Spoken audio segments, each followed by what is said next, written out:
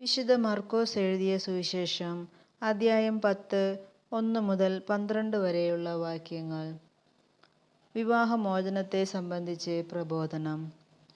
അവൻ അവിടം വിട്ട് യൂദയായിലേക്കും ജോർദാൻ മറുകരയിലേക്കും പോയി.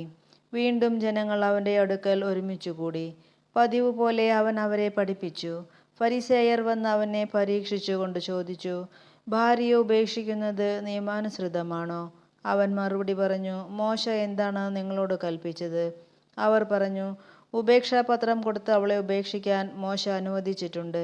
യേശു പറഞ്ഞു, നിങ്ങളുടെ ഹൃദയ കാഠിന്യം കൊണ്ടാണ് മോശ ഈ നിയമം നിങ്ങൾക്ക് വേണ്ടി എഴുതിയത്. എന്നാൽ സൃഷ്ടിയുടെ ആരംഭം മുതലേ ദൈവം അവരെ പുരുഷനും സ്ത്രീയുമായി സൃഷ്ടിച്ചു. ഇക്കാരണത്താൽ പുരുഷൻ പിതാവിനെയും മാതാവിനെയും വിടുകയും അവർ ഇരുവരും ഒരു ശരീരമായി തീരുകയും ചെയ്യും. പിന്നീട് ഒരിക്കലും അവർ രണ്ടല്ല, ഒറ്റ ശരീരമായിരിക്കും. അതിനാൽ ദൈവം സംയോജിപ്പിച്ചത് മനുഷ്യൻ വേർപെടുത്താതിരിക്കട്ടെ.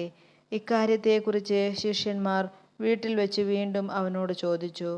അവൻ പറഞ്ഞു, ഭാര്യയെ ഉപേക്ഷിച്ച് മറ്റൊരാളെ വിവാഹം ചെയ്യുന്നവൻ വ്യഭിചാരം ചെയ്യുന്നു.